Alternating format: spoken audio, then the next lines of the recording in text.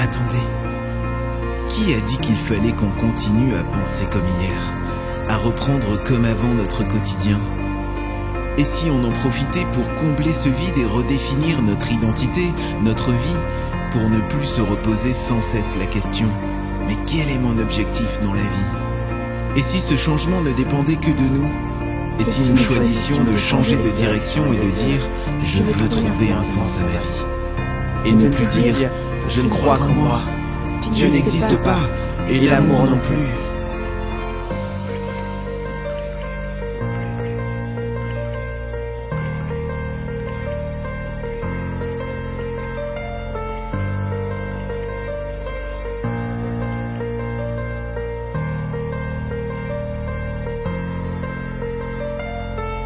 Et si j'arrêtais de courir pour être plus à l'écoute, pour découvrir qui je suis réellement? Et si je décidais de vivre ce que je crois, de ne plus laisser mes pensées, mon passé et mes émotions me dominer? Si je prenais conscience du pouvoir de l'amour, de la vraie liberté? Et si je décidais d'arrêter de lire tout et n'importe quoi, d'écouter tout et n'importe quoi, et au lieu de cela de tenter de vivre une expérience en me laissant entraîner, l'expérience de ma vie, l'expérience de l'amour pour moi? Et si je décidais de ne plus être un étranger chez moi, de savoir qui je suis dans mon groupe d'amis? Et si je gardais mes distances avec les mauvaises expériences? Si je prouvais que l'amour illumine n'importe quelle journée? L'amour illumine n'importe quelle journée. Cet amour qui me transforme en lumière. Et si je décidais d'aimer ma peau, mon corps, mes cheveux tous les jours, même le lundi? Vous savez quoi? Je ne dirai plus que Dieu n'existe pas. J'aurai conscience que tout ne changera pas du jour au lendemain, que j'aurai besoin de foi, de lui, d'elle, de vous. Mais je resterai fort face aux mensonges, pour ne pas revenir en arrière. Et j'affirmerai que Dieu a la victoire sur le mal. Je n'oublierai jamais qu'ensemble nous sommes un seul corps. Je m'en souviendrai toujours. Je m'en souviendrai toujours. Car c'est avec Dieu et ensemble que nous traverserons les tempêtes. Alors oui, je décide de prendre une nouvelle direction pour une nouvelle vie.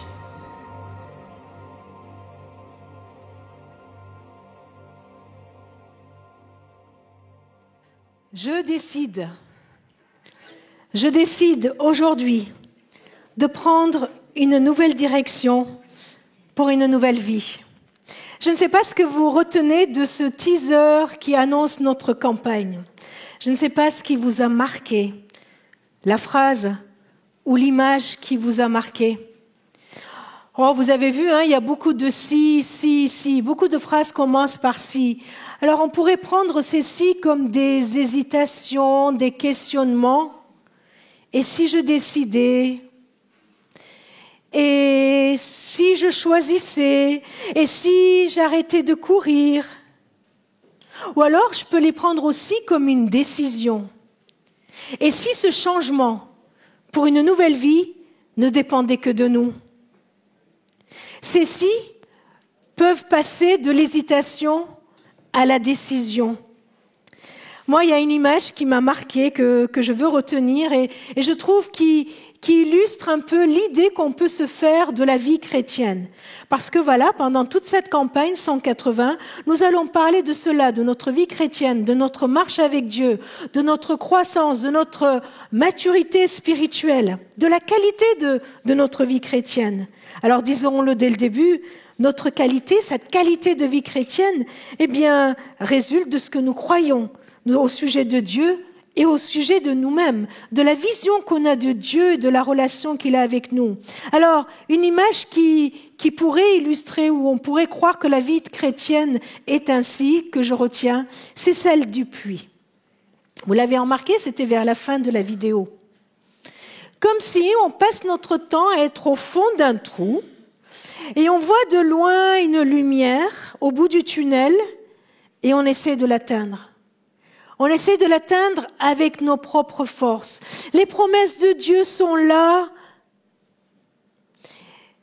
La lumière, elle est là. On en rêve. Son amour est là pour nous. On en rêve et on a envie d'y aller. Alors, on fait des petits progrès et puis voilà, on est monté un peu. Et puis après, on fait encore de progrès, et voilà, on est encore un peu plus haut.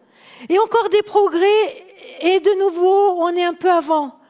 Et puis, il suffit de pas grand-chose pour qu'on fasse une rechute et qu'on retombe en arrière. Vous pensez que c'est ça la vie chrétienne ? Vous pensez que la vie chrétienne, c'est un mirage devant nous qu'on ne peut atteindre, une lumière, des promesses, l'amour de Dieu qu'on ne peut atteindre ?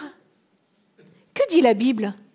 Que dit la Bible au sujet de notre vie chrétienne ? Il y a un verset, beaucoup de versets. Il y a un verset notamment dans Éphésiens 5 qui est au début de votre livret qui dit « Maintenant vous êtes lumière dans le Seigneur. » Vous êtes. Marchez comme des enfants de lumière. Maintenant vous êtes lumière. Il ne dit pas vous êtes au fond du trou, il faut essayer d'atteindre la lumière. Il dit vous êtes. Non seulement vous êtes dans la lumière, c'est-à-dire hors de ce puits, mais vous êtes vous-même lumière. C'est un truc de fou. Vous êtes lumière, c'est une affirmation, non pas un mirage, non pas un truc à atteindre, mais une réalité. Vous êtes lumière. Une autre image qui nous parle de notre vie chrétienne et du coup de ce que nous sommes en tant que chrétiens. Dans Galates 5, il nous est dit, le Christ nous a libérés. Il nous a libérés. C'est fait. Il nous a libérés.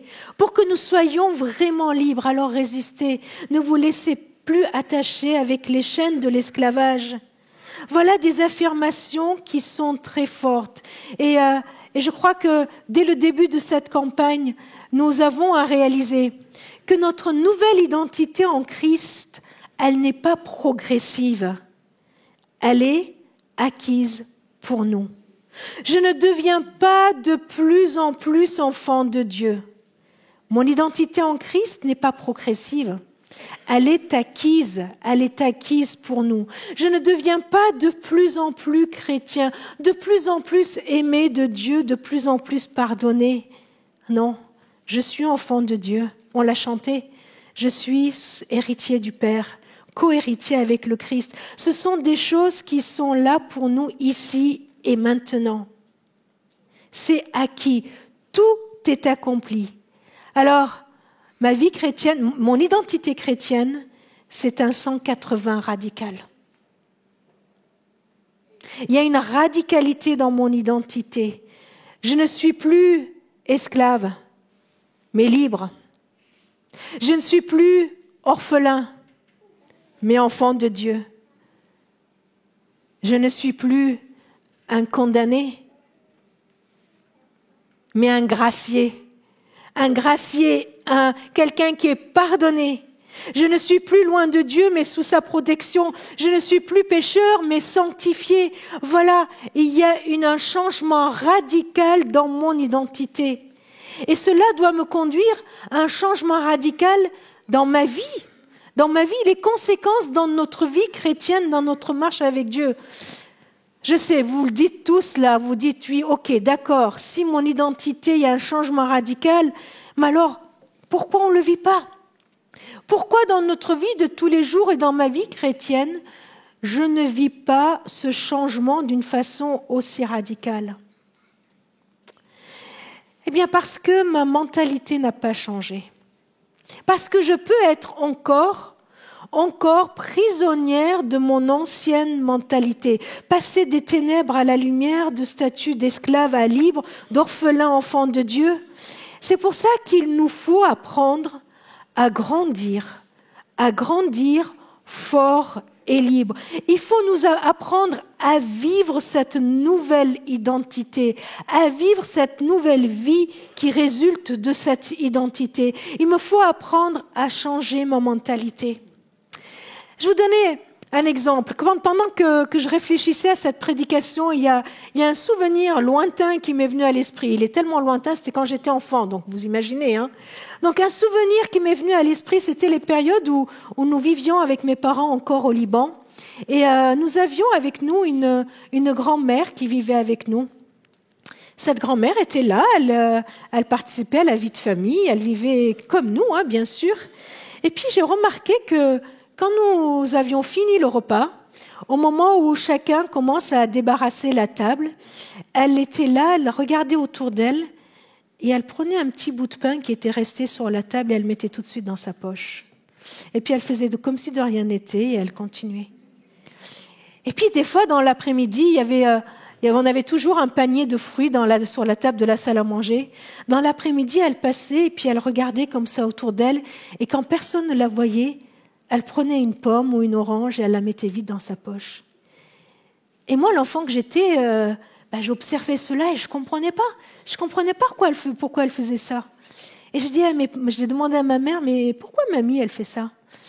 Et elle m'a répondu, elle m'a dit, mais tu sais, c'est une rescapée du génocide arménien et elle a grandi dans un orphelinat. Elle a manqué de pain. Il y a des jours où elle n'avait pas assez à manger. Il y a des jours où elle rêvait d'avoir un petit bout de pain et on ne lui a pas donné, ou elle n'a pas pu en avoir. Et elle est restée dans cette mentalité d'orpheline. Vous ne croyez pas que c'est ce que nous faisons parfois avec Dieu? On reste dans cette mentalité d'orphelin. Alors que Dieu, lui, nous confie un grand festin. Alors les festins, il y en a plein dans la Bible. Que ce soit dans l'Ancien Testament avec le psaume 23, il dresse devant nous un banquet. Que ce soit dans les paraboles de Jésus, nous avons un festin là devant nous. Dieu nous convie, le roi des rois nous convie à un festin incroyable. Et nous sommes là à ce festin, mais avec une mentalité d'esclave, d'orphelin ou de condamné. Il nous convie à une vie avec lui, à une proximité avec lui, à une vie nouvelle avec lui. Il nous dit, vas-y, mes promesses sont pour toi, ma puissance, elle est pour toi, mes grâces sont pour toi, tout ce que je suis est à toi, c'est pour toi, vas-y. Et nous, on est là à table et on a l'impression qu'on est juste tolérés en sa présence. Et puis on se sent comme des invités occasionnels. Alors on essaye de profiter de ce moment, on ne sait jamais, peut-être que ça ne va pas se reproduire. On essaye de profiter d'un moment de culte où on nous parle de l'amour de Dieu pour être sûr qu'après je vais continuer à être aimé de Dieu. Vous voyez, et on est là à sa table, on se sent encore rejeté, on se sent indigne de nous approcher et de nous servir de tout ce qu'il a préparé pour nous. Vous voyez, on est à la table du roi avec la mentalité de l'orphelin, alors que Dieu ne m'a pas convié à sa table juste parce que je suis invitée. Je ne suis pas à la table du roi des rois parce que je suis invitée. Je ne suis pas dans la présence de Dieu parce que je suis une invitée. Je le suis pourquoi? Parce que je suis son enfant. Je suis son enfant. À sa table, je suis chez moi.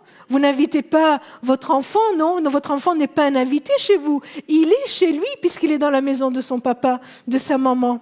Alors le Seigneur me dit, mais viens, tu es chez toi, tu es mon enfant. C'est cela la nouvelle vie à laquelle il nous invite. Un changement radical dans notre mentalité, dans notre façon de voir notre vie chrétienne.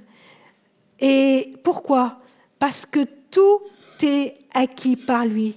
Je peux avoir peur de manquer, je peux avoir peur de manquer un bout de pain, alors que lui, il me dit, tu es mon enfant. Tout ce que j'ai est à toi. C'est ce que le Père a dit dans la parabole à son fils aîné.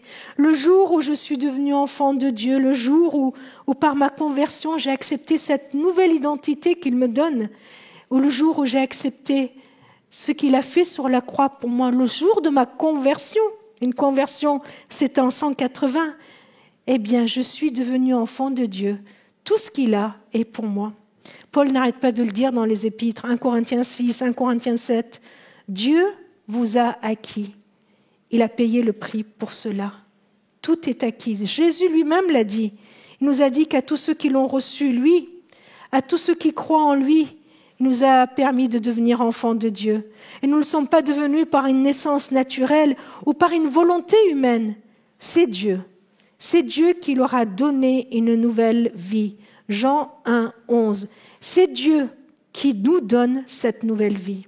Du coup, pour vivre pleinement notre marche chrétienne et notre identité et notre vie nouvelle. Et ce sera le leitmotiv de toute cette campagne. Il y a quelque chose de fondamental que nous avons à comprendre et à vivre. La marche chrétienne n'est pas là pour acquérir quoi que ce soit, mais pour vivre ce que j'ai déjà en Christ. Je le répète, la marche chrétienne n'est pas là pour acquérir quoi que ce soit, mais pour vivre pleinement ce que j'ai déjà en Christ. Est-ce que vous le croyez? Est-ce que vous le croyez? Et vous savez, il y a quelque chose d'important qui fait que je peux basculer d'une mentalité à l'autre. C'est que je dois décider. Je dois décider de grandir fort et libre. Je dois décider de changer de mentalité. Je dois décider de ne plus être prisonnier de cette ancienne mentalité. Je dois décider de ne plus laisser cette ancienne mentalité diriger ma vie. Je dois décider que ce soit plus mes anciens passés, mes émotions du passé, mes volontés qui étaient liées au passé diriger ma vie. Mais je dois décider d'écouter ce que Jésus dit et de le mettre en pratique. Vous savez, il y a dans le Nouveau Testament, il y a Jésus qui raconte une histoire, une parabole, pour nous montrer ce qui nous rend forts dans notre vie. Il a illustré en disant, voilà, il y a une maison qui est bâtie sur du roc et une autre sur du sable. Il y a les tempêtes qui sont arrivées, parce qu'on peut être chrétien et avoir des tempêtes et des difficultés. On peut être fils et fille et avoir des difficultés. Il y a des tempêtes qui est arrivée, et il y a une des deux maisons qui a tenu le coup et pas l'autre. Celle qui a tenu le coup, c'est celle qui est fondée sur le roc. Et Jésus explique comment on peut l'appliquer dans notre vie. Qu'est-ce que ça veut dire que de bâtir sa maison sur le roc? Il dit, c'est celui qui écoute mes paroles, les met en pratique. C'est écouter les paroles de Jésus et les mettre en pratique, c'est cela qui rend ma vie solide.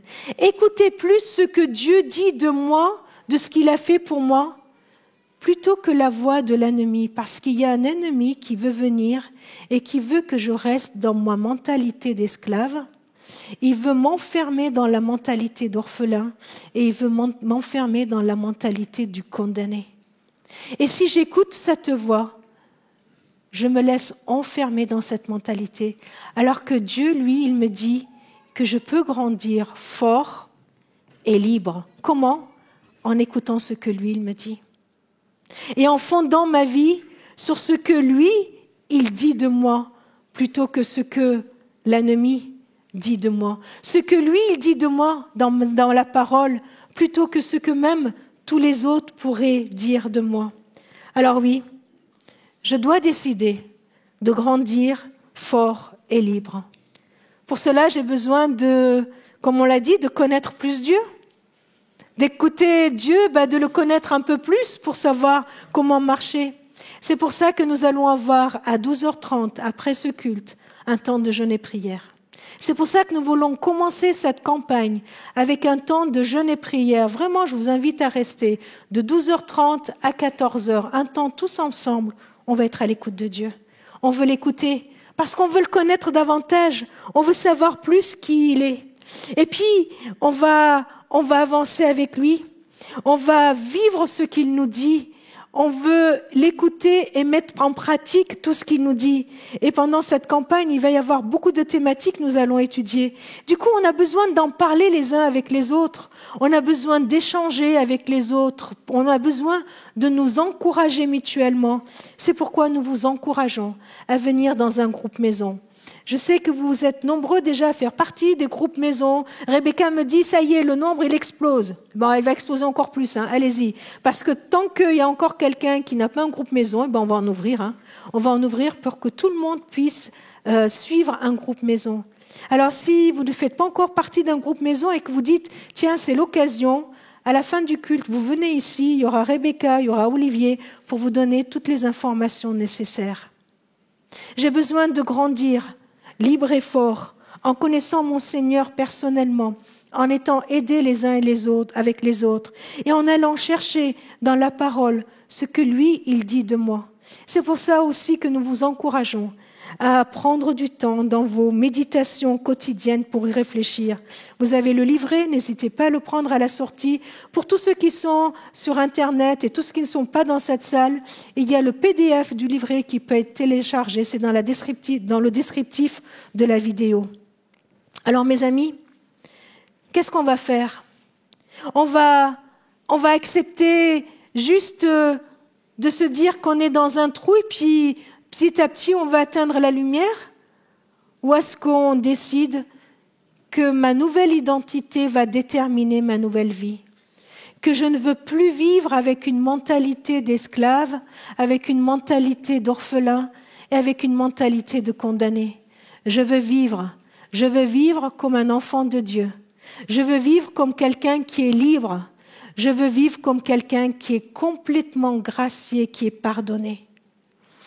Alors dans cette introduction pour la campagne, je voudrais vraiment vous encourager, nous encourager à prendre des décisions. La première, c'est celle-ci. Et si j'arrêtais de courir pour plus être à l'écoute ? Vous voulez arrêter de courir dans tous les sens pour être plus à l'écoute de Dieu dans votre vie ? Et si on décidait de tout faire pour découvrir finalement qui je suis réellement ? Qui je suis réellement ? Et si je décidais de vivre pleinement ce que je crois, ne plus laisser mes pensées, mon passé, mes émotions me dominer, parce que je veux laisser le Saint-Esprit diriger ma vie. Et si je laissais vraiment le Saint-Esprit diriger ma vie ? Ce matin, je voudrais vraiment vous encourager à voir quelle décision vous voulez prendre. Est-ce que nous voulons continuer notre vie en fonçant tout droit ? Ou est-ce qu'on décide de s'arrêter pour vivre pleinement cette nouvelle vie à laquelle le Seigneur nous invite ? Cette nouvelle vie avec la nouvelle identité qu'il m'a donnée. Pour nous y aider, pour nous encourager, si vous avez besoin de prier à la fin de ce culte avec quelqu'un, il y aura des personnes ici qui seront là pour prier avec vous. Venez prier et posez vos décisions avec ces personnes, parce que nous avons un 180 à faire. Si ma nouvelle identité est un 180 radical, alors je décide, je veux que ma nouvelle identité soit la base de ma nouvelle vie. Je veux que ma nouvelle vie aussi soit un 180 radical. Et c'est tout le programme qui nous attend pendant cette campagne. Nous voulons laisser le Saint-Esprit diriger nos vies. Nous voulons vivre ce qu'on croit. Nous voulons gagner la bataille dans nos pensées. Nous voulons dominer nos émotions avant qu'elles nous dominent. Et nous voulons grandir ensemble. C'est une nouvelle identité pour une nouvelle vie. Je vous invite juste un temps de silence où chacun devant le Seigneur peut poser dans son cœur sa décision. Est-ce que tu veux ? Est-ce que tu veux grandir fort et libre ?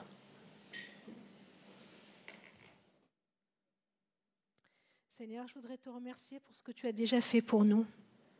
Merci Seigneur parce que tu as tout accompli. Merci Seigneur pour ce cadeau que tu nous fais, cette grâce que tu nous fais de ne plus être esclave, mais d'être ton enfant. Alors Seigneur, nous avons vraiment besoin que tu transformes nos pensées, nos émotions, notre volonté pour ne plus qu'on vive dans la peur, pour ne plus qu'on vive dans le rejet, pour ne plus qu'on vive dans l'indignité, mais qu'on vive pleinement comme des personnes qui sont enfants de Dieu, fortes et libres. Seigneur, je te prie de nous rejoindre dans notre quotidien. Je te prie de nous rejoindre dans nos habitudes, même peut-être dans nos esclavages, dans notre mentalité. Je te prie d'envoyer sur nous la pluie de ton esprit pour nous rendre vraiment plus forts. et plus libre. Amen.